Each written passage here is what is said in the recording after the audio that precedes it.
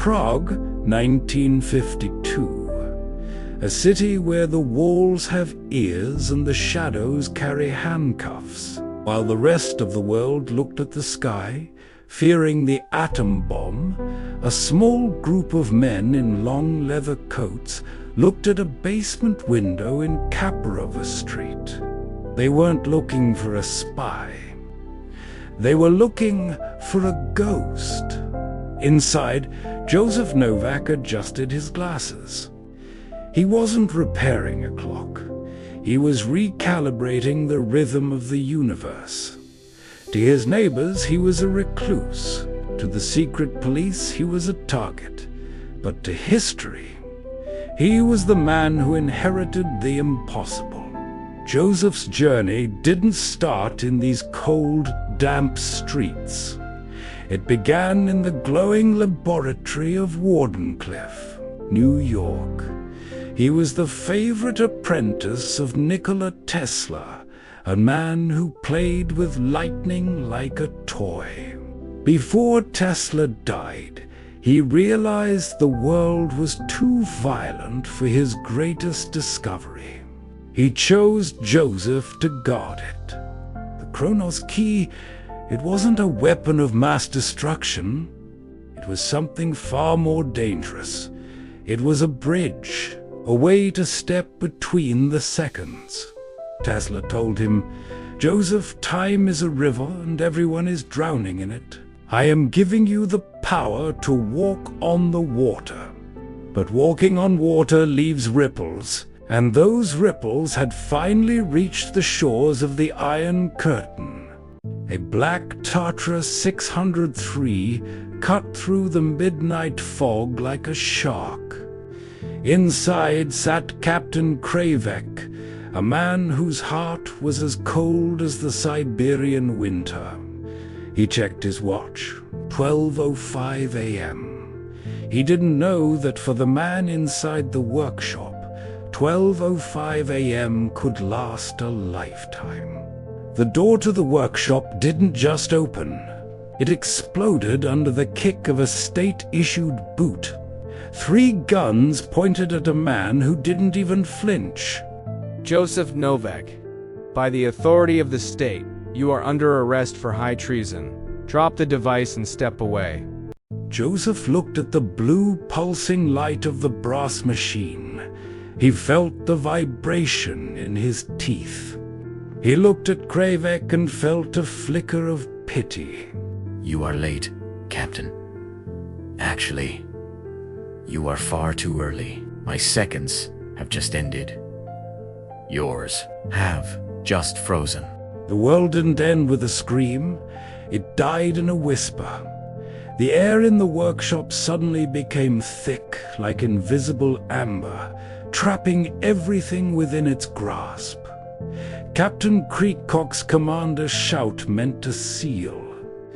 Joseph's fate shattered into 1,000 silent shards before it could even reach the walls. Look closely at the barrel of that pistol. A spark of gunpowder is caught in the very act of ignition, a tiny, glowing sun that will never set. The bullet hasn't even begun its journey of destruction. It is a prisoner of a second that refused to pass. Joseph Novak stood at the center of this impossible cathedral of stillness.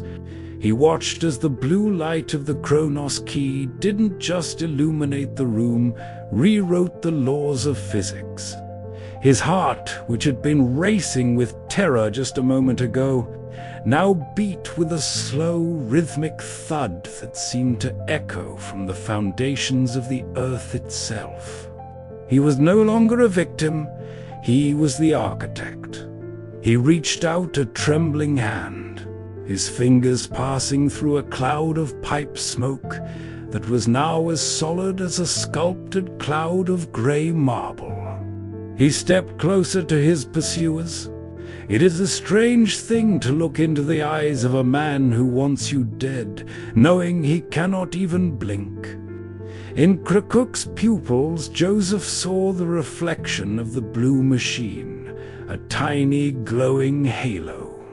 He saw the pore of skin, the twitch of a muscle in the jaw, preserved in a terrifying crystalline perfection. These were the men who claimed to own the future of the nation. But here in the blue twilight of the quay, they owned nothing, not even their next breath. Tesla had warned him that time is not a line, but a labyrinth. Joseph finally understood. By turning that lever, he hadn't just saved his life. He had stepped off the map of human existence. Every clock in the room had stopped at exactly 12 hours, 5 minutes, and 3 seconds. But for Joseph, the journey through that single solitary second was only just beginning. He picked up his magnifying glass from the workbench. It hung in the air when he let go. In this void, even gravity was waiting for permission to exist again. Joseph pushed open the heavy workshop door. Usually it groaned with a piercing metal shriek, but now it moved in absolute silence, as if the air itself refused to carry sound. He stepped out onto the cobblestones of Capravar Street, and the sight that met him was both beautiful and nightmarish. The world was no longer a living thing. It was a photograph you could walk through. High above, a flock of pigeons was suspended mid-flight, their wings spread wide, frozen against the gray, overcast sky like stone carvings. A gust of wind had been caught in the act of blowing a newspaper across the street. The pages were stiff as iron, hovering 2 feet above the ground. Headlines about 5-year plans and traitors of the state staring back at him in mocking stillness. He walked toward the river. Every step felt heavy, as if he were wading through invisible water. On the sidewalk, a young couple stood near a street lamp. The man was in the middle of a laugh, his head tilted back, his hand reaching for the girl's shoulder. They looked so happy, so vibrant, but they were statues. Joseph realized with a shiver that if he touched them, they might feel as cold as the statues on Charles Bridge. The vault of a river had lost its flow. The rushing water had turned into jagged, translucent peaks of sapphire glass. A ferry boat was tilted slightly in a wave that would never break. Its wake behind it a solid trail of white foam, frozen like spilled salt. The city's pulse had flatlined, and Joseph was the only heartbeat left in the kingdom of Bohemia. The blue light in his pocket, the resonance of the key, started to pulse with a low, thrumming warning. He had to return. He had seen the world without time, and he realized that life only has meaning because it ends. He turned back toward the workshop, his footsteps leaving no sound, his heart heavy with a secret that could break the world.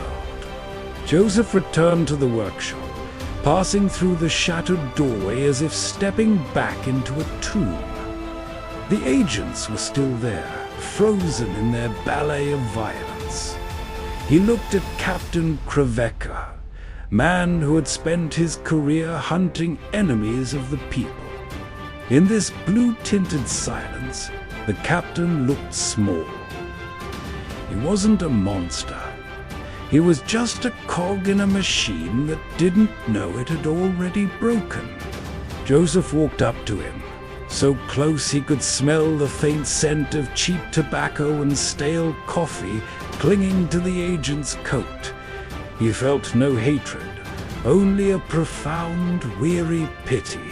He reached into his desk and pulled out a small piece of parchment, the original schematics Tesla had sent him, but with a fatal flaw intentionally drawn into the wiring. He tucked the parchment into Creek's pocket. If they ever managed to restart the machine without him, they wouldn't find a weapon. They would find a dead end. But he also added a small note, written in a steady hand. Time is a gift, not a cage. You cannot arrest the sunset. As he stepped back toward the Kronos key, his own hands began to glow with a faint, translucent blue light. The toxicity was reaching its peak. His vision blurred, the edges of the room beginning to fray like an old photograph dropped in acid. The silent second was ending. The universe was demanding its debt be paid. Joseph gripped the main lever. It was no longer cold brass. It felt like holding a bolt of lightning. The glass bulbs of the machine didn't just glow, they screamed with light. Reality around him began to tear. He saw flashes of other Pragues, a medieval city under a red moon, a futuristic spire reaching for the stars, and a quiet garden where he saw himself, old and at peace, sitting on a bench. He didn't just turn the lever, he shuttered it. He locked the machine into a self-destruct loop that would tear him out of this timeline and scatter his atoms across the centuries. He wasn't just running away. He was becoming part of the wind, the rain, and the very ticking of every clock in history. For one final heartbeat, Joseph Novak looked at the photo of his family on the desk. He smiled, a small, triumphant smile that would be the last thing this era would ever see of him. "Goodbye, Captain," he whispered. "I hope you enjoy the silence while it lasts." The clock struck 12 hours, 5 minutes and 4 seconds. Time rushed back into the room like a tidal wave. Captain Krevek stumbled forward, his gun firing into an empty corner. The agents blinked, gasping for air as if they had been underwater for an eternity. But the man with the round glasses was gone. The massive brass machine was gone. There was only a circle of scorched floor and the smell of ozone. Krevek reached into his pocket and found the note. His face went pale. He looked at the empty workshop, and for the first time in his life, he felt the cold, creeping fear of something the state couldn't explain. He realized he hadn't lost a prisoner. He had lost the world. They say that if you walk through the streets of Prague at exactly 5 minutes past midnight, the clocks seem to hesitate for a fraction of a second. They say that in the quiet corners of the city, you can sometimes see a man in a shop apron, looking at a pocket watch with a calm, knowing smile. Joseph Novak didn't steal time. He set it free. And as long as there is a heart beating against the cage of tyranny, the Kronos key will keep turning somewhere in the shadows, waiting for the next person who dares to walk between the seconds.